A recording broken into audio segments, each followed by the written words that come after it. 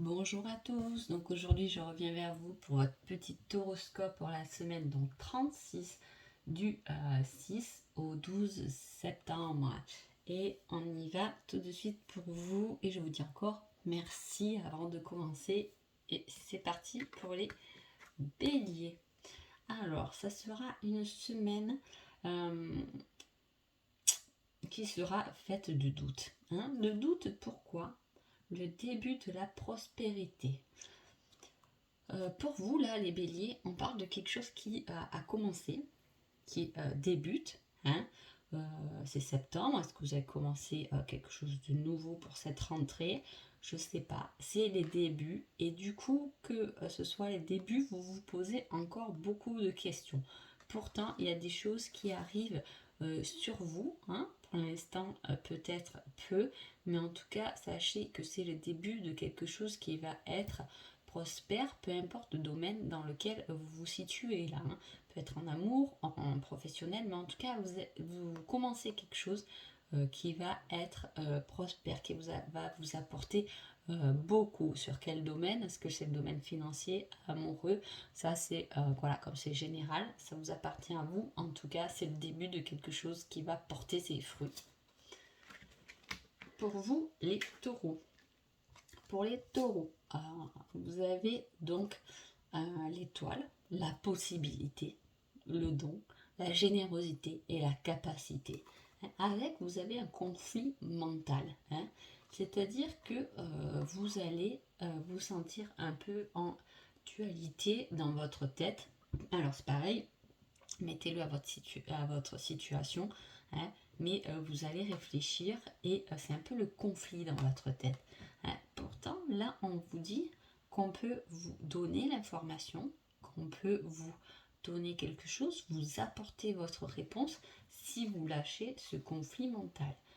Diminuer le mental pour pouvoir recevoir quelque chose là, les taureaux. D'accord?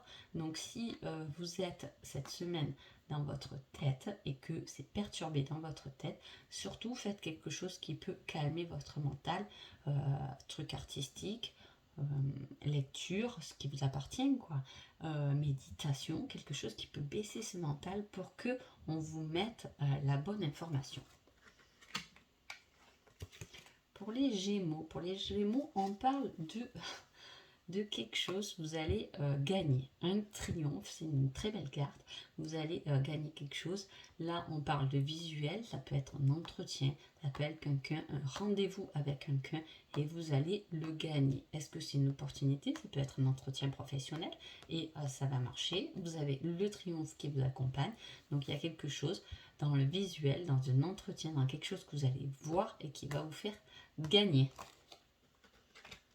Les cancers. Les cancers, on parle de... Ah, je l'avais à l'envers. Alors du coup, je vais la prendre à l'envers. Tiens. Alors, là, on parle de paix et d'amour. D'accord? À l'endroit, c'est le repos et le rajeunissement. Si on le met comme ça, on vous dit peut-être que vous aurez du mal à vous reposer. Attention, le repos fait rajeunir, c'est vrai. On est moins inquiet, du coup on fronce moins les sourcils, on fronce moins le front, on a moins de rythme. C'est un peu ça. Si je l'ai eu à l'envers, c'est que justement on vous dit que pour avoir la paix et l'amour, il faut peut-être simplement vous reposer et arrêter d'être trop dans l'action et qui vous permet de ne pas voir tout simplement ce qu'il y a autour et de vous détendre tout simplement. Les lions. Les lions, là on parle de quelque chose qui fleurit.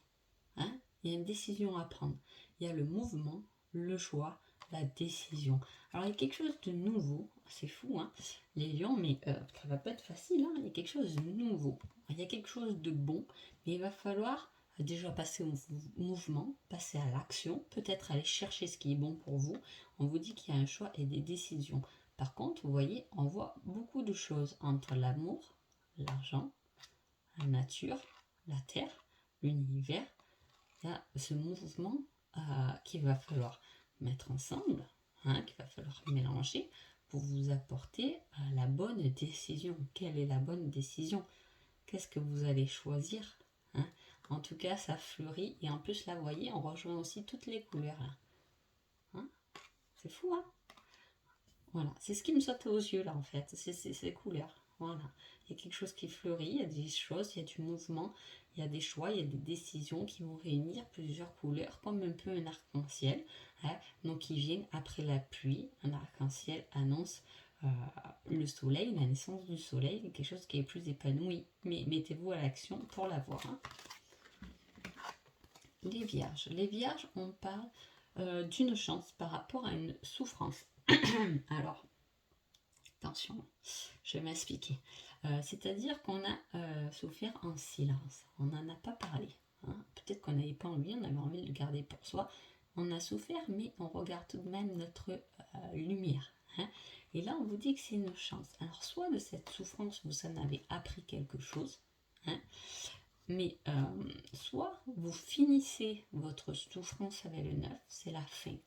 Hein. On arrête de souffrir en silence. Et on prend une nouvelle tournure, on prend une nouvelle chance.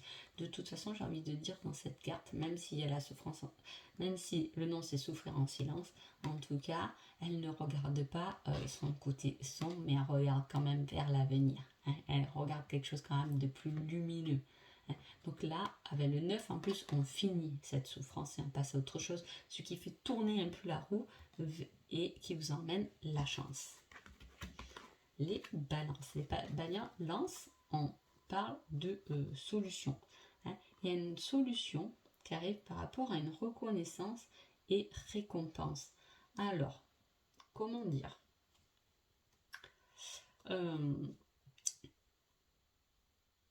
vous apportez, vous, une solution. Peut-être que cette solution va vous permettre, on va comprendre que on va reconnaître que votre solution est la bonne. Hein. On va peut-être que, vous voyez cette lumière qui descend là, peut-être que les balances, on va vous offrir de l'univers une belle récompense, une récompense qui vous donnera la solution à quoi, je ne sais pas, selon votre situation, mais en tout cas, elle est là et c'est deux jolies cartes. Hein. On vous dit de remercier et d'être en gratitude envers ça, parce que c'est une solution qui est positive. Soyez-en reconnaissants. Les scorpions, on parle de prendre la bonne direction. Mais avec la bonne direction, on parle aussi de sacrifice. Logique, j'ai envie de dire logique parce que c'est souvent ça. Souvent, quand on prend une décision, à un moment donné, il y a des choses à côté à lâcher. C'est pas je garde tout et je veux aller là. Mais voilà, c'est souvent, vous voyez ce que je veux dire, souvent, il y a tout de même des choses à laisser. Hein. On sacrifie des choses parce qu'on a décidé d'aller vers sa destinée. Hein. On arrête de... Voilà, on s'aligne avec soi-même parce que ça, c'est quand même la bonne direction, c'est le bon chemin. Hein. Donc, on le prend, ce bon chemin. Mais du coup, il y a des choses qu'on sacrifie un peu sur le passage. Cela dit, le bon chemin nous apporte toujours là où on doit aller. Hein. Voilà les scorpions. Sagittaire. Sagittaire, on parle de monde et d'autorité. Alors là, on peut parler d'un chef d'entreprise, par exemple. Hein. Avec le monde, voilà, c'est un gros truc. Hein. C'est un gros truc et il y a une autorité. Ça peut être l'autorité au niveau de la famille. Hein. En tout cas, cette autorité vous montre quelque chose, appuie sur quelque chose. Est-ce que ça va être quelque chose de positif ou de négatif? Est-ce que ça va être quelque chose par rapport à cette autorité dont vous devez vous plier? Ou au contraire, par rapport à cette autorité, peut-être que vous devez vous en éloigner. Ça, c'est par rapport à votre situation personnelle, parce que pour rester général, c'est assez compliqué, comme je vous explique, mais là, on parle de ça. Hein. Ou peut-être que c'est vous qui devez avoir plus confiance en vous, prendre une certaine autorité pour aller là où vous avez envie d'aller. C'est à vous de choisir. Attention tout de même que cette autorité ne vous retienne pas. Hein, un peu. C'est une autorité, c'est quelqu'un qui est choisi un peu pour vous. Hein. Mais là, on vous dit que non, allez vers votre propre monde intérieur ou extérieur. Ne suivez pas forcément cette autorité. Hein. Ou au contraire, cette autorité peut aussi vous donner un coup de pied aux fesses pour vous faire avancer. Hein. Voilà.